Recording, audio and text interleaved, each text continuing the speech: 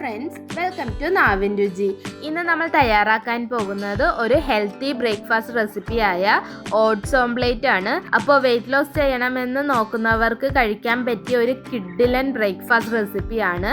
അപ്പോൾ അത് വളരെ ഈസി ആയിട്ടും നല്ല കിഡിലൻ ടേസ്റ്റിലും എങ്ങനെ തയ്യാറാക്കാമെന്ന് നോക്കാം. അപ്പോൾ ഓട്സ് ഓംപ്ലേറ്റ് തയ്യാറാക്കാനായി ഞാനിവിടെ ഒരു ബൗൾ ഓട്സും 2 മുട്ടയുമാണ് എടുത്തിരിക്കുന്നത്.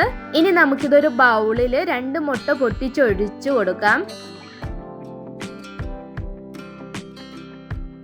ഇനി അതിലേക്ക് ഓട്സും ആവശ്യത്തിന് ഉപ്പും 1/4 ടീസ്പൂൺ പെപ്പറും ചേർത്ത് നന്നായി ഒന്ന് ബീറ്റ് ചെയ്തെടുക്കാം. അങ്ങനെ ഇപ്പോൾ നന്നായി ബീറ്റ് ചെയ്തെടുത്തിട്ടുണ്ട്.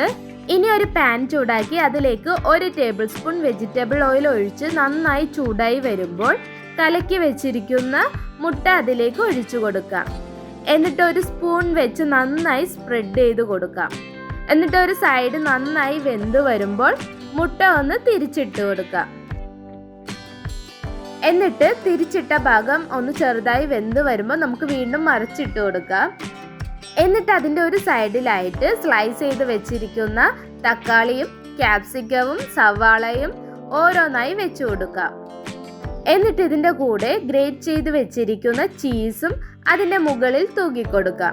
അത്യാവശ്യം നല്ലതുപോലെ ചീസ് ഇട്ട് കൊടുത്തിട്ടുണ്ട്. നിങ്ങൾക്ക് ഹെൽത്തി ആയിട്ട് കഴിക്കണം എന്നാണെങ്കിൽ ചീസ് സ്കിപ്പ് ചെയ്യാവുന്നതാണ്.